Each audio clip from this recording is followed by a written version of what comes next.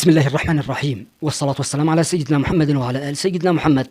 أما بعد، متابعي الكرام، كشفت القوات المسلحة اليمنية تفاصيل سفينة الشحن العسكرية الإماراتية التي تم ضبطها في المياه اليمنية الإقليمية، وعرضت بالصور والفيديوهات ما تحمله السفينة من معدات عسكرية.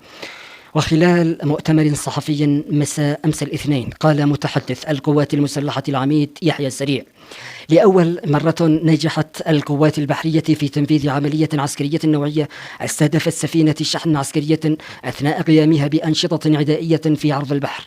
وأكد أن السفينة المعادية تحمل معدات عسكرية من آلية وأجهزة وغير ذلك من المعدات التي تستخدم في العدوان ضد الشعب اليمني. وأضاف: منذ أسابيع وهذه السفينة الإماراتية خاضعة للرقابة من قبل قواتنا، وقد نفذت أعمالا عدائية عدة ومارست أنشطة معادية في المياه الإقليمية اليمنية، مشيرا إلى أنه خلال الأسابيع الماضية كانت قواتنا تراقب السفينة وهي تتولى نقل كميات مختلفة من الأسلحة التي تستخدم في استهداف الشعب اليمني.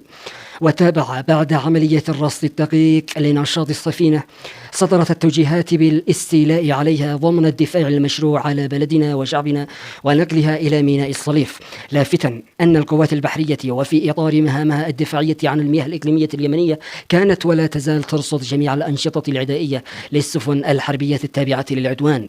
وعرضت القوات المسلحة صورا ومشاهد بالإضافة إلى كشف لما تحمله سفينة الشحن العسكرية الإماراتية من معدات عسكرية وآليات كانت متجهة لاستخدامها ضد الشعب اليمني، والتي تؤكد زيف ادعاءات تحالف العدوان. وجددت القوات المسلحة تحذيرها بأنها تمتلك الخيارات المناسبة للرد على تصعيد العدوان، لافتة إلى تحذيرها السابق بأنها لن تتردد في تنفيذ عمليات نوعية وستواجه التصعيد بالتصعيد.